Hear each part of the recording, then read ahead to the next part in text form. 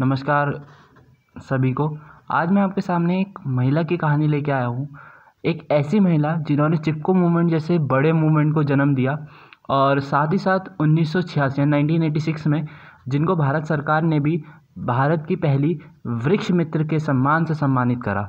जी हाँ, तो मैं बात कर रहा हूँ आपके सामने गौरा देवी जी के बारे में। तो चलिए फिर बात करते हैं। उससे पहले नॉलेज फैक्ट्री ये यूट्यूब चैनल है, ठीक है। आपको इस चैनल पे किसी भी क्लास का, चाहे वो 9th क्लास हो, 10th क्लास हो, 12th क्लास, हर क्लास का कंटेंट पड़ा हुआ है, चाहे वो कोई भी सब्जेक्ट हो, ठीक है। तो आप मेरे को यहाँ पे चैनल को लाइक करिएगा, सब्सक्राइब करिएगा, और अगर कोई भी क्लास का आपको चाहिए वीडियो तो आप यहाँ पे देख सकते हैं और यूज़ कर सकते हैं, ठीक है। 7895436765 ये मेरा व्हाट्सएप नंबर है, यहाँ आप मेरे को मैसेज कर सकते हैं इस नंबर पर, ठीक। और ये इंस्टाग्राम पर भी, ये रहा मेरा इंस्टाग्राम का एड्रेस। गौरा देवी जी की जो बायोग्राफी है, मतलब जो इनकी जीवनी है, उसको मैंने अलग अलग हिस्सों में बांटा है ताकि कोई भी देखे, चाहे वो कोई बच्चा हो या कोई बड़ा हो, उसको इजीली समझ में आ जाए कि क्या कहना चाह रहे हैं, ठीक है। और इजी जितना हो उतना समझ में आ जाए, ठीक है। तो स्टार्ट करते हैं। सबसे पहले इनकी बात करेंगे अर्ली लाइफ के बारे में कि इनका जो शुरुआत थी जीवन की वो कहाँ से हुई और क्या हुई, ठीक है। गौरा देवी जी का जन्म 1925 में लाता विलेज पड़ता है आपका चमोली डिस्ट्रिक्ट में, ठीक है, उत्तराखंड में, वहाँ हुआ, ठीक है। इनके पिताजी का नाम श्री नारायण सिंह जी था, ठीक है, जो एक मध्यम वर्ग के परिवार में थे, ठीक है। इनका जन्म जब हुआ तब की बात है, ठीक है। फिर इसके बाद होता क्या है, इन्होंने जो पढ़ाई करी अपनी, जो शिक्षा ग्रहण करी, वो सिर्फ 5वीं कक्षा तक करी। उस टाइम पर लड़कियों को तो ज़्यादा पढ़ाया जाता नहीं था, ठीक है, इस बारे में, ठीक। इसके बाद इनका जो वैवाहिक जीवन जो शुरू हुआ, क्योंकि उस टाइम पे क्या था ना कि बच्चों की ना जल्दी शादी कर दिया जाती थी, मतलब गाँव में तो खासकर, कि चाइल्ड मैरिज वाले कानून पे इतना सोचा नहीं जाता था, ठीक है। चाइल्ड मैरिज कर दी गई, ठीक, ऐसा। तो ये हुआ, तो इनकी जो विवाह हो गया था वो 11 साल की उम्र में हो गया था, ठीक है। इनके पति का नाम था श्री मेहरबान सिंह जी, ठीक है। और उसके बाद इनका एक बेटा हुआ जिसका नाम था श्री चंद्र सिंह, ठीक।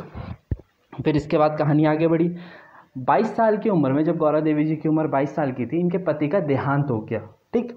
22 साल की उम्र में सोचिए, गौरा देवी जी 22 साल की उम्र की है, ठीक है। अभी मैं खुद 22 साल का भी नहीं हुआ, ठीक है। तो मतलब ऐसी कहानी कुछ, तो सारी रिस्पॉन्सिबिलिटी जो थी परिवार की वो किसके ऊपर आ गई, गौरा देवी जी के ऊपर।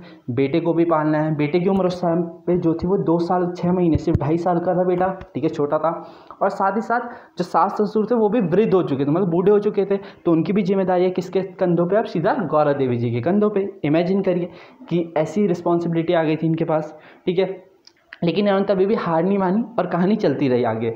इनके पास जो सोर्स ऑफ इनकम, मतलब एक तरीके से जो पैसा जहाँ से आता था वो खाली एक था, वो था भारत और तिब्बत के बीच में हो रहा व्यापार, जो व्यापार होता था, ठीक है।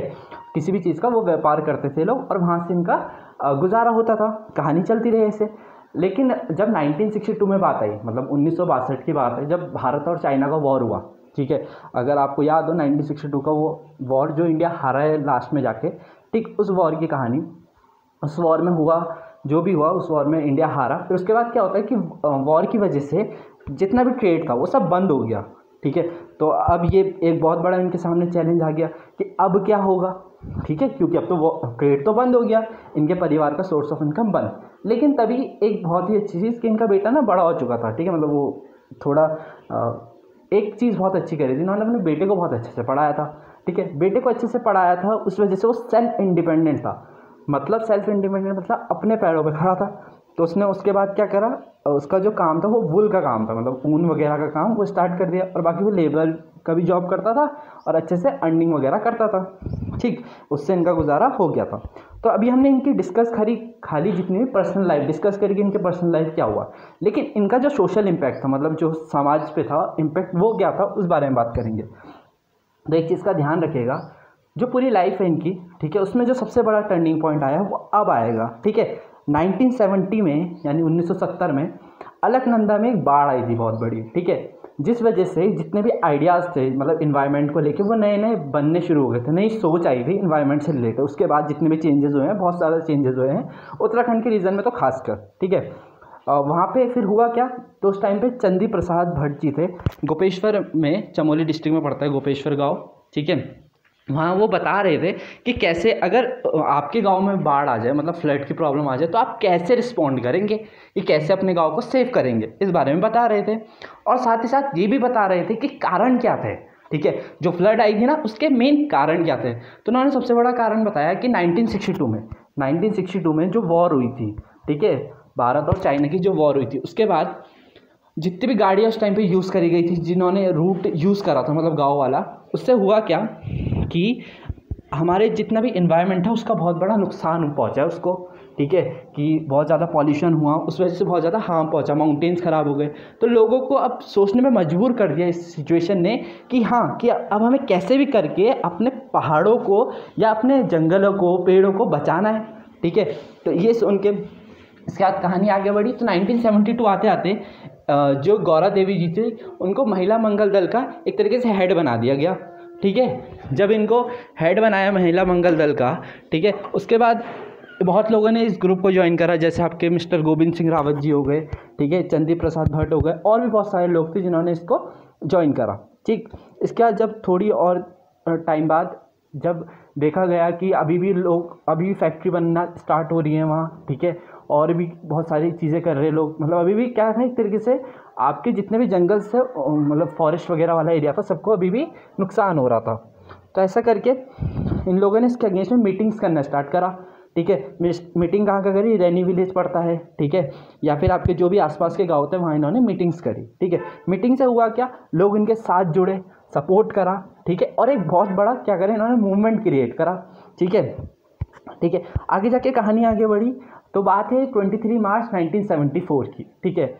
उस दिन हुआ क्या, जितने भी लोग आए थे पेड़ों को काटने के लिए, उन्होंने लगभग 2000 या 2500 लगभग ट्रीज़ को मार्क कर दिया, ठीक है। ये वो नंबर है एग्जैक्ट 2459, इतने ट्रीज़ को मार्क कर दिया था कि कल हम इन पेड़ों को काटेंगे एक तरीके से, ठीक है। तो इन्होंने काटना शुरू करा जिस दिन, ठीक है, जैसे लोग वो मशीन वगैरह लेके आए और काटना शुरू करा। तो इन्होंने क्या करा, ये पिक्चर आपको दिख रही होगी शायद, तो इन्होंने क्या करा, ऐसे करके पेड़ पे चिपक गए, ठीक है। अब वो पेड़ पे जब चिपक गए तो इसीलिए इसको चिपको मूवमेंट भी बोलते हैं, ठीक है। तो पेड़ पे क्या करा, इन्होंने चिपक गए, ठीक है।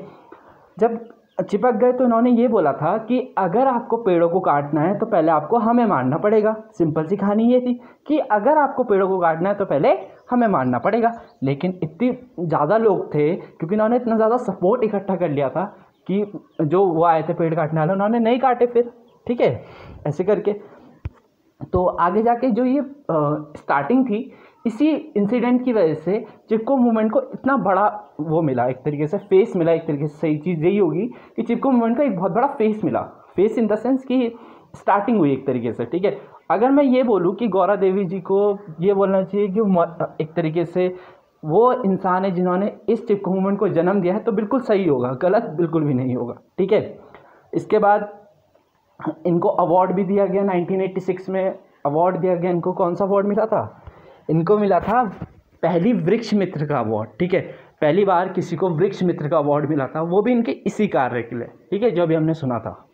और अवार्ड किसने दिया था, राजीव गांधी जी ने दिया था, ठीक है, 1986 में।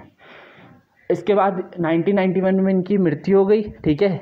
अब इनकी मृत्यु जब हुई थी, उसके बाद क्या हुआ कि हमने अभी भी देखा बहुत सारे अभी भी लोग पेड़ों को काटते हैं, लेकिन एक चीज़ तो इन्होंने बहुत अच्छा करा।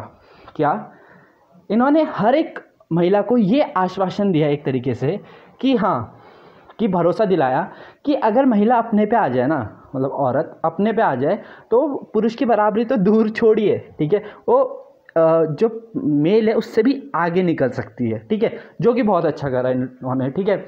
तो यही था, बस इन्हीं के बारे में था, गौरा देवी जी के बारे में इतना ही कहूँगा, ठीक है। और ये एक इमेज है, ठीक, बहुत सुंदर इमेज है, ठीक है।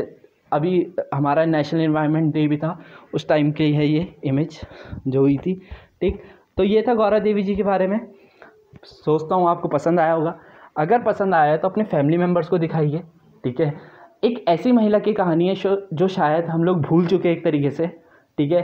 तो ऐसी महिला को भूलना गलत ही होगा, ठीक है। उत्तराखंड का एक तरीके से बहुत इंपॉर्टेंट इतिहास है, ठीक है। चिपको मूवमेंट बहुत बड़ा रोल है, ठीक है। अगर आप बात करेंगे कि सबसे इंपॉर्टेंट मूवमेंट कौन सा है, तो Chipko movement will be the number 1, ठीक है। ये इस चीज़ का ध्यान देना, ठीक है। तो इस मूवमेंट के बारे में बताइए अपने घर वालों को, ठीक है। और बाकी पढ़ते रहिए इस मूवमेंट के बारे में, क्योंकि क्वेश्चन जो हैं, अगर मैं बात करूँ कॉम्पिटिटिव वर्ल्ड के हिसाब से, तो चिपको मूवमेंट बहुत ज़्यादा इंपॉर्टेंट होता है, ठीक है। गौरा देवी जी का रोल तो बहुत बड़ा है। तो चैनल को सब्सक्राइब कर देना और आगे आने वाली वीडियो ताकि आपको मिस ना हो पाए। चलिए फिर, बाय बाय।